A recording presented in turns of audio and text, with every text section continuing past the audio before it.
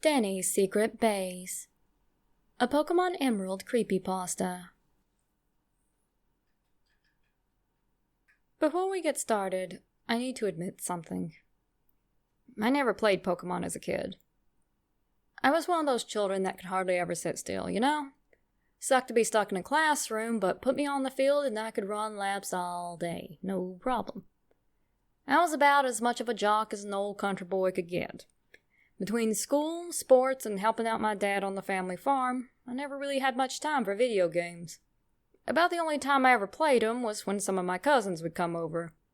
I'd dust off an old SNES we had, then they'd complain about the graphics and how I needed to get with the picture, and pick up an N64 and some of the multitude of RPGs that had become so popular around that time, before inevitably getting so wrapped up in trying to whoop me at Mario Kart or Mortal Kombat that they forgot what they were even complaining about.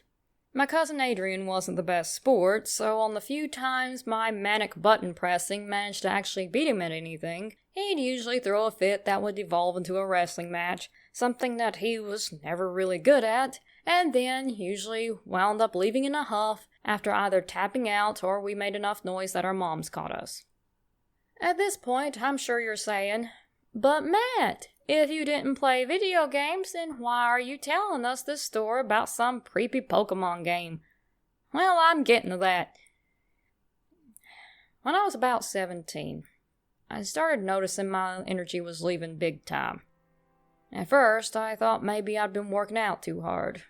But then came the droning headaches and I stopped being hungry. Everything made me nauseous. I stayed cold, too.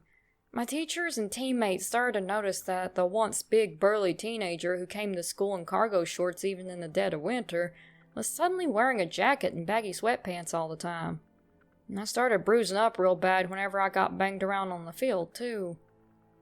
It wasn't until I was talking with my buddies before gym one day that the room started spinning on me and everyone started sounding very jarbled that I realized something was very wrong with me.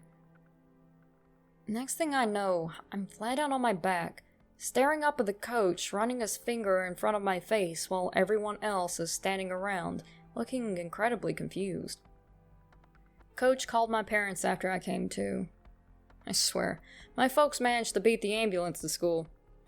I don't remember most of the conversation as I was being prepped and loaded into the ambulance, but my coach had noticed how thin I was getting in my football uniform and how I was suddenly bruising like an overripe peach, and convinced my parents to send me to a particular doctor.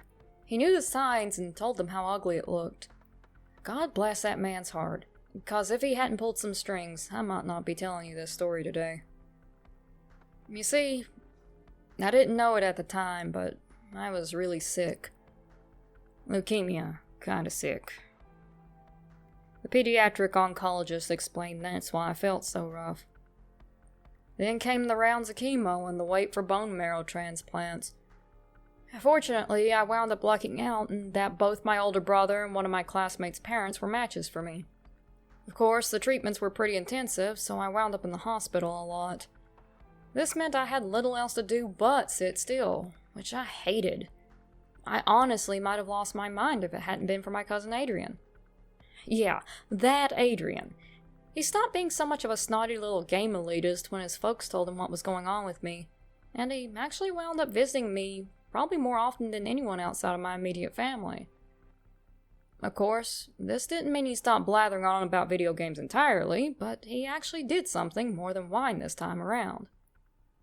I had some complications from the first transplant I received, probably because they didn't have access to the best possible donor, my brother, until he was able to get back from deployment. This meant I got stuck in the hospital for a while they tried to get my system stable. After about a week, I was able to sit up and do small bed-bound activities, but going very far from the bed often required help as my whole body felt like it was made of jelly the moment my feet touched the floor. It was during this time that Adrian came to visit me with a gift. A Game Boy Advance and a copy of the game Pokemon Emerald version. Adrian tried to play it off as the gift being no big deal, but I knew the kid from the time he was a squalling tot in diapers, so I could tell he put a lot of effort into the gift. When I asked his mom, she told me that Adrian, usually a hermit bound to geeky interests the moment he stepped off the bus at home, had gone around town mowing lawns and doing odd jobs in order to save up the money to buy me the game. He had Pokemon Sapphire and his sister had Pokemon Ruby, so he was going to get me Pokemon Emerald so I would be ahead of the curve for once. Unfortunately, by the time he made enough money, he couldn't find the game in any of the local stores. When he eventually did find a copy, it was a used copy from a yard sale somewhere. According to Adrian, the game looked relatively new and was practically a steal, so that left him with enough money to buy a brand new console to play it on. At first, I wanted to refuse the game because, let's face it, I'd rather be moving around and getting my blood pumping. Besides, the few little catchable monsters I saw from the first game he showed me a few years prior just seemed too cute and kiddish. I wasn't sure I was going to be able to keep my interest on something that took longer than a few minutes on a digital racetrack. Finally, however, I reluctantly watched as Adrian walked me through the game mechanics on his Pokemon Sapphire. It seemed easy enough, but I'll admit, what got me was the thought of being able to throttle him in a trainer versus trainer match. Adrian, knowing the chances of me sticking with the game from beginning long enough to build up my own team was pretty moot, just told me to play around with the old save file until I got the hang of the mechanics. So that's what I did. The game opened up at a Poke Center. To my surprise, I had a decent team, though I didn't really appreciate it at the time. The Pokedex had been filled out quite a bit, too, and several of the deposit boxes were bursting with all kinds of strange and bizarre creatures. As I scrolled through, occasionally turning to a paper Adrian had left me detailing the advantages and disadvantages of each elemental type, I slowly began piecing together a team to slaughter Adrian in a match and look cool doing it. Mind you, it wasn't the best team ever, and I probably would have had a better shot if I had any idea which Pokemon my cousin had caught that weren't in his immediate team, but I tried. One by one, I scrolled through the Pokemon, adding whichever ones looked toughest to my team. Of course, all that strategizing was about too much for my sick body to deal with, so it eventually devolved into me just choosing things from my less challenge-based design. Not gonna lie, I may have had just enough morphine in my system at the time to make everything still seem a little bonkers, which explained my following trip to the name raider. I grabbed the Blaziken and renamed it Kentucky, for Kentucky Fried Chicken, called the Gyarados Sushi, etc. I also picked up a Soul Rock that was already named Sunshine because I was seriously missing being outside, and a nameless Houndoom. Neither that I could rename at all because they were apparently traded from someone else. I thought that sucked because I really wanted to name one of the few cool-looking monsters something awesome like Brutus or Cujo. But it did make me take a look at the trainer names. That was when I realized that the name of the trainer I was playing as was also named Matt.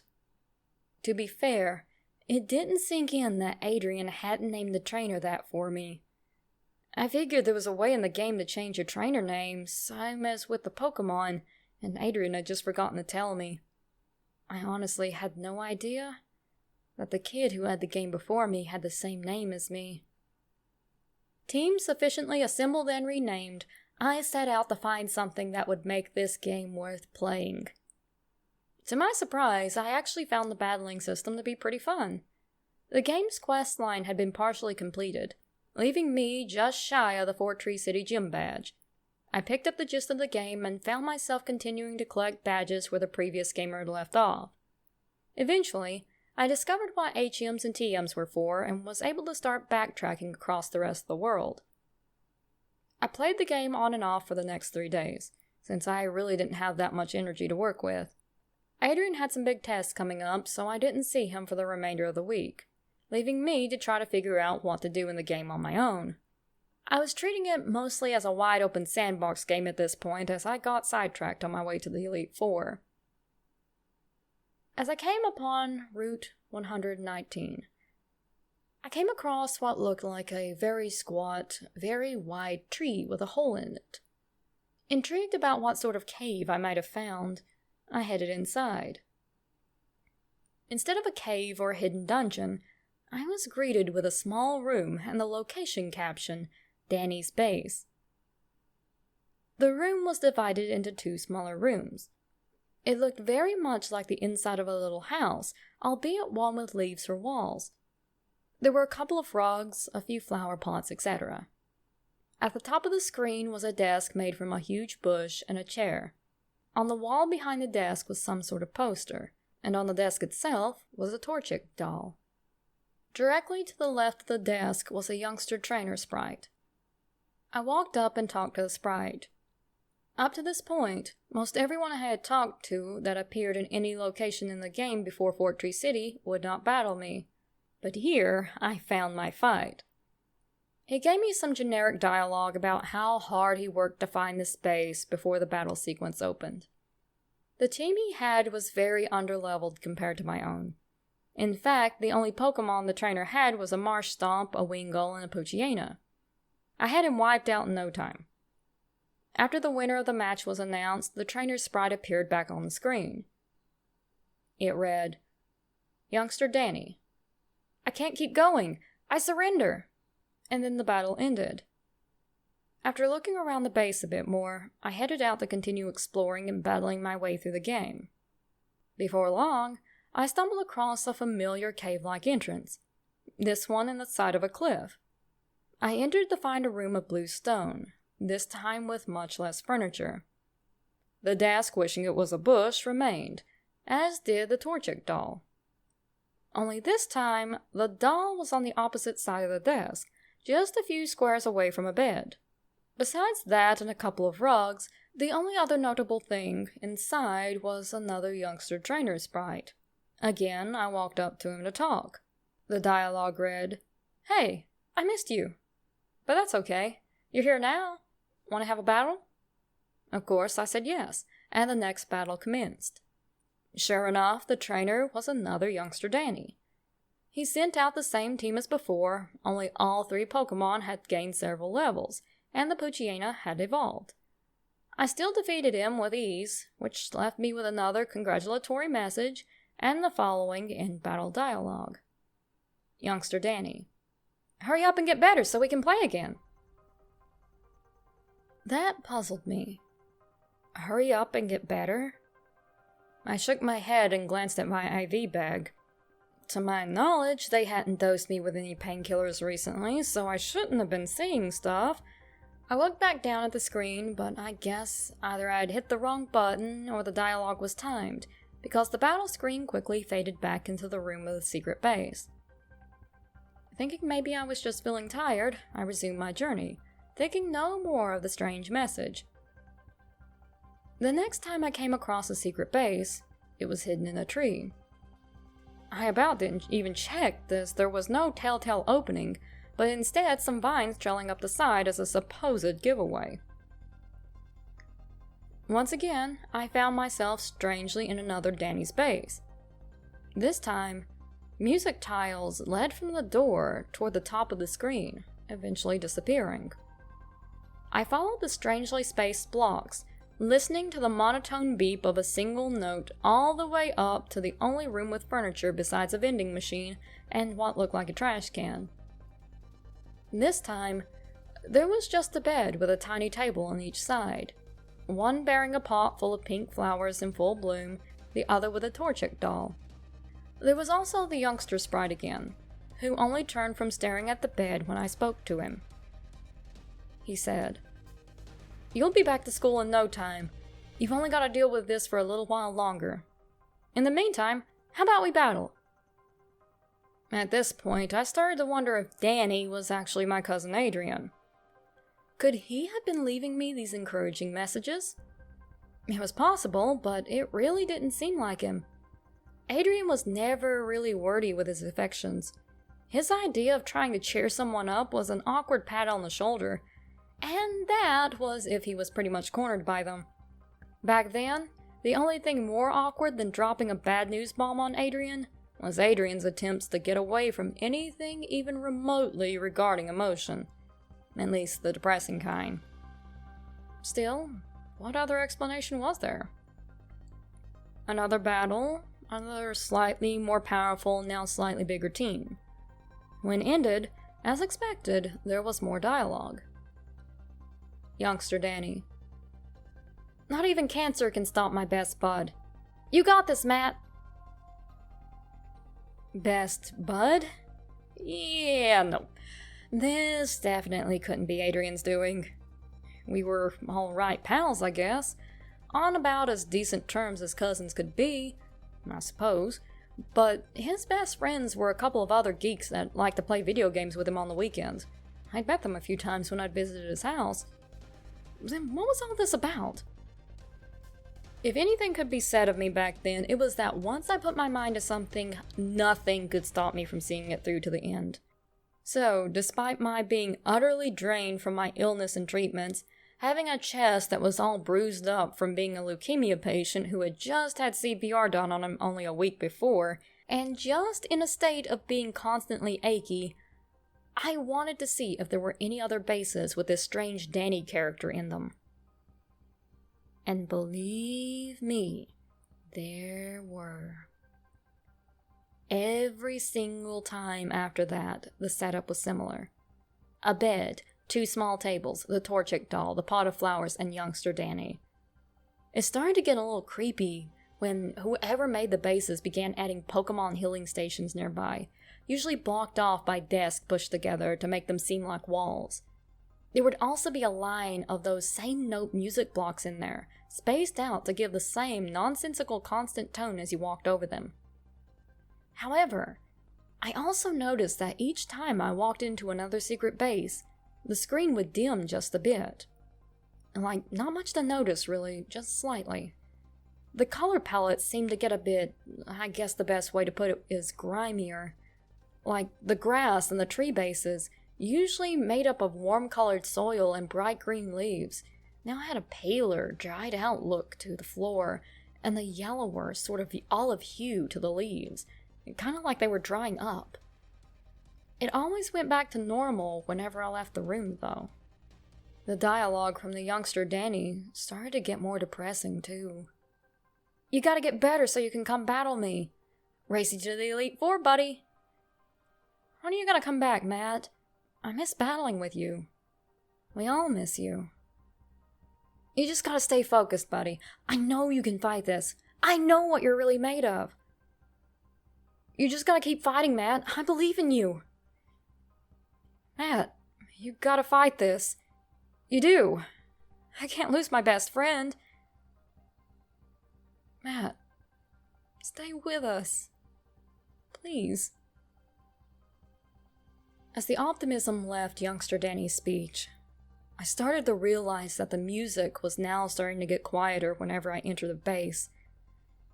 In contrast, the music blocks began to get louder, sharper, and crisper. They became an annoying constant beep that reminded me of a distorted version of a heart monitor. Other items resembling metal tables, counters with sinks, and equipment that looked straight out of a hospital appeared in the smaller rooms. Larger bases actually had areas that were blocked off by more makeshift table walls, with chairs set up eerily in what looked to be a waiting room area. In these, there were even large potted plants and a few bookshelves, making it look even more similar to a clinical environment. At this point, there was no way I could put down the game. I frantically searched the map, utterly creeped out, but with a curiosity that could not be sated until I found whatever disturbing end there was to all this. What could this all mean? And why did youngster Danny keep saying my name? Why did my trainer, whom I had never even gotten a chance to name, have my real name? To say I was upset would be like saying the ocean's a little damp. Could Adrian have done all this? Why, though? Sure, I've beaten him a few times in Mario Kart and always came out the victor when we wrestled, but none of that ever warranted this. This character, this Danny? He kept talking like his friend Matt was going to die. I had half a mind to ring for the nurse and ask her to call my aunt so I could get to the bottom of this, when a terrible, horrifying thought struck me. What if Adrian wasn't behind youngster Danny? What if the Matt Danny kept referring to wasn't the former owner of the game, but me? I dropped the game in shock, feeling the tingle of goose pimples rise up on my arms and legs. I've never been one to fear anything in my life, but then I was almost the closest I'd ever been to hyperventilating. I realize now that I was just a sick teenager who was drained, tired, and under a steady stream of high-powered painkillers ever since nearly dying, for that is what the complications of the first transplant had nearly caused. That, coupled with the fact that I hadn't been able to get out and run around like I had done ever since I could practically walk, and being diagnosed with freaking cancer would have been excuses enough for why I wasn't thinking logically. But right then, logic was not with me. No, logic was cowering under my dead weight, just like the rest of my spine. So the idea that I was viewing something cursed, something that might have been a message from death itself, I've never admitted it until now. But I was freaking terrified to the point of shaking. I'm glad nobody walked in because I'm not sure how I could have played off the tears streaming down my face at the truth of the situation. The truth that I had been too tired and achy to face hit me. I had leukemia. I could really die. I stared at the screen, the slight reflection in it giving me a glimpse of wide, horrified eyes and the glint of light off my wet cheeks. As my player character cycled frenetically on his bike, my eyes only half registered the changing maps as I tried desperately to find another secret base. A normal one, an empty one, hell, even one that was just devoid of the rudimentary hospital imagery and those creepy youngster Dannies. I finally found one in another clump of bushes. When I entered this time, though, instead of the screen fading to black as usual, it whited out, taking the sound with it. Once the game faded back in, the color palette was no longer grimy but very pale. In fact, the color had washed out of most everything, which honestly made the sight far more disturbing. Whereas the dingier yellowed cast from before conjured up a sense of rot and gave everything a stereotypical horror movie vibe, this took away all of that. If anything, it felt overly sterile. It reminded me of the way the recently emptied hospital rooms looked as I walked past them. I could almost smell the bleach coming off the screen. Even more unsettling was that this room seemed different, far more Spartan. The bed was there, as were the mats on each side. A sole tiny desk and a flower vase remained, but now the flowers were gone. Gone, too, was youngster Danny, though that actually didn't make me feel much better. Something about this vacant room just seemed too unnerving. I tried to leave, but strangely, it wouldn't let me pass. Instead, whenever I attempted to leave through the entrance, my character was repelled by some invisible force and a message appeared on the screen. Not that way. I didn't understand what else I could do. No other secret bases had multiple points of entry. I opened my pack and pulled out an escape rope, but the game refused to allow that action. I tried a Pokemon that knew Fly, but nothing happened. I went through every item and every Pokemon move I had and searched everywhere. Then, I decided to try the move secret power, the move typically used to open new secret bases. The move animation began. Finally, I'd be able to escape this place. Instead of a new entrance appearing, however, the bed moved, and I saw a strange tile on the ground. I quickly recognized it as I'd run across the same thing while battling through the moss-deep gym.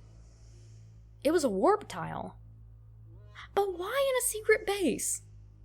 With no other option, I directed my character over to the tile, and the screen, once again, strangely whited out.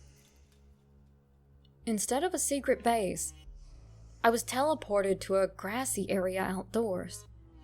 The color palette had gone back to normal, though the sound remained absent.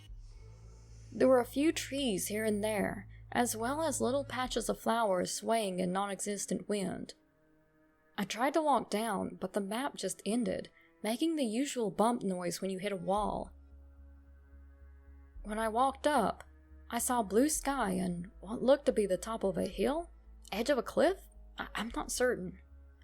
But what I do know is that I saw that same creepy old youngster Danny standing at the end of the green tiles with his back to me. With a combination of medically induced stress and the nightmarish scenes I'd had to witness every time I ran across this guy, I honestly felt like punching him. Yeah, I know, he just sounded like a kid concerned about his body throughout his interactions, but you have to understand just how freaking weirded out I was by all this. Every single time this guy showed up, I felt like his decreasing hope was weighing me down, like the fate of his friend would soon be my own. Maybe it was just my altered mental state, from the shock of my illness finally wearing off, or maybe it was some sort of paranoia caused by the medications they had me on to help me get better, but all I knew was this guy was freaking me out and I wanted him gone. I ran up to him. Well, I tried anyway. Despite having the running shoes, the game made me slowly walk up to him, at half my normal walking speed to boot. When I finally got to him, he stepped aside and turned to face me. That's when I noticed it. Youngster Danny had been standing in front of a tombstone. They say that, as humans, we are above the rest of the animal kingdom due to our ability to reason. Well, forget that. Reason may be what sets us apart in theory. But at the end of the day, deep down, we're just as much animals as any other creeping thing out there on this planet. The opposable thumbs and ability to logic away the monsters under the bed are nothing in the face of that primal state that makes or breaks us when we encounter these things beyond our comprehension. When we are forced to face our limits. And suddenly, you realize that no matter how strong or smart or skilled or intimidating you are, that there are some battles you may not win. I think my eyes nearly bugged out of my head because they actually hurt with how wide I opened them. My heart began to race first. Then, as it sped up, it kicked off a desire to scream. For whatever reason, maybe I really had been stunned to silence, but I couldn't actually get any sound to come out. All I could do was my heartbeat pounded in my ears loud enough to deafen me to the rest of the hospital ambiance was pant, terrified. My head swam as I hyperventilated and black spots flitted across my vision. I could have turned the game off or thrown it, or swore enough to get me grounded for a month if my mother was around. But as all of my mental facilities deserted me, all I could do was clutch at the very thing that had wrenched within me and had my heart in its chilling grasp. At some point during my panic, I snapped out of it enough to react. Instead of chucking it across the room, I'm not sure why, I chose to actually interact with a disturbing little cretin. Maybe deep down, I was hoping I could stomp him flat in the game for putting me through the emotional ringer like this. I sent my character over to him, ready to scream at him if I had the option. What I received was the cherry on top of this surreal trip of a digital fever dream. A dialogue box opened up, and I began to read. Youngster Danny. My Matt fought really hard, but he was really sick. I heard one of the doctors say his fire was burning out, so I did the only thing I could and tried to keep his spirits up. That's why I gave him the Torchic doll. I wanted to keep his fire burning so it wouldn't go out. He turned toward the tombstone and stared for a long moment. Youngster Danny. Anybody could have seen that was hopeless. A candle can hardly remain lit when the house floods. By the time I got it to him, it was too late. After waiting long enough that I thought the game had frozen, he turned back toward my sprite. Youngster Danny. It's different with you. Your fire is weak, yeah, but it still has a chance to burn bright again. So I want you to have this." At that, youngster Danny moved forward, bumping into my character. A message played, followed by the cheery tune following any item acquisition. Trainer Matt received Torchic doll. The happy noise faded out, leaving one last dialogue from youngster Danny. "My Matt didn't make it, but I won't let your fire burn out the way his did. Goodbye, Matt. Thanks for playing with me." With that, the screen blacked out, as did I. I'm not sure how long I was out, but I guess everything was too much for me. When I woke up, my parents were in the room, as was my brother.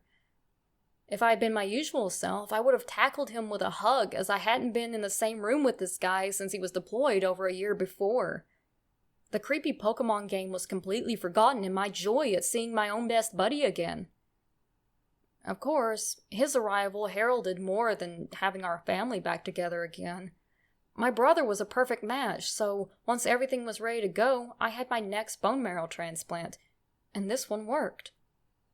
They couldn't prove it, but having my brother back did more good than just providing me with another transplant. This guy had been my hero when I was a kid, and having him back fired me up in a way that went beyond my usual competitive personality. I was still drained from fighting the havoc the leukemia had wreaked on my body, but this guy always had a way of psyching me up to try to overcome whatever challenge he threw at me. It wasn't long before I was back home again, and within a few months I was successfully in remission. I had to miss out on playing sports my senior year in high school, but I was able to catch back up on work in time to graduate with the rest of my class. When I walked across the stage to receive my diploma, cheered on by an overwhelming chorus of applause and cheers from the rest of the school, I was more fired up than I'd ever been. But there was one thing that still nagged at me. One loose end I needed to tie up so that I could finally put this whole ordeal behind me. I still needed to talk to Adrian about that game. I'd avoided him as much as someone bedbound could the rest of the time I was recovering. It was easy enough to do, as I was basking in my brother's presence during his precious time home. And once I remembered the game, I was even less eager to bring back anything that reminded me of it. Since I needed to catch up on homework once I was feeling well again, I was able to put off the confrontation for a while longer. Eventually came the day when his family came to visit me, and I planned to corner him the moment our parents were out of earshot. My strength was returning, and I was more than ready to give him a piece of my mind for messing with me like that. Fortunately for him, a lot of the wind was taken from my sails when my aunt commented about how I never seemed to play the game my cousin so generously got me. "I know you really don't have as much interest in them as my Adrian does," she said, "but he worked so hard to save up and find that for you. Why, the moment we got it, he was so excited he insisted I drive him straight to the store to get something to play it on and then take it right to you." That statement puzzled me. I asked her, "You mean he didn't play with it much before he gave it to me?" She shook her head. "He tried it out for a couple of minutes to make sure it worked, but after that, he practically dragged me back to the car so he could bring it to you." Now that really puzzled me. I'm no hacker, but I'm pretty sure it would have taken more than a couple of minutes to set up that sort of nightmare I encountered. Much less enraged and more bitterly confused, I excused myself to find my cousin and learn once and for all what was going on. When I did manage to corner Adrian, I didn't find out much. They just happened to find it at a yard sale. His eyes lit up when I mentioned secret bases like it was something he'd forgotten all about, but he was eager to tell me about them. He seemed surprised I mentioned it because I was never one to decorate much of anything, being out of my room more time than I was in it. Eventually, I flat out asked him what all he had tampered with in the game. He told me much the same as his mother had, Finally, I broke down and told him the whole story. He listened carefully, his face quickly matching mine for confusion. He quickly came to the conclusion that I must have had some sort of fever dream and that there was no way I could have witnessed what I did. I told him I would prove it and ran to grab the Game Boy Advance. I popped the cartridge out of my console and handed it to Adrian to put into his. Mine's batteries had died after I'd passed out in the hospital and I hadn't replaced them since. The game booted up and I expected to see my character still standing on that hill. But he wasn't there.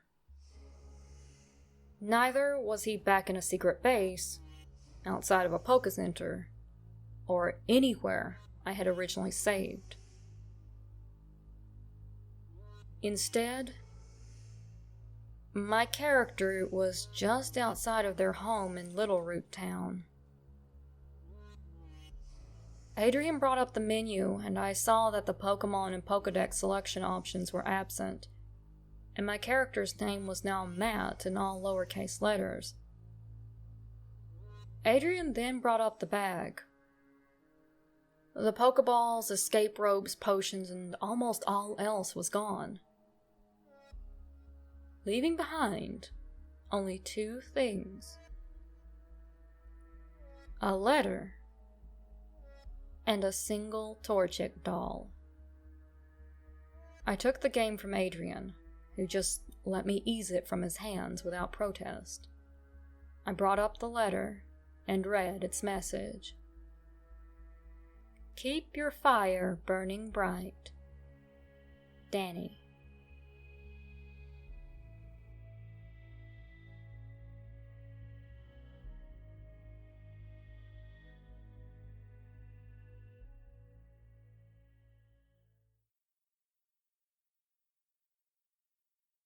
Directly to the left of the desk was a youngster trainee.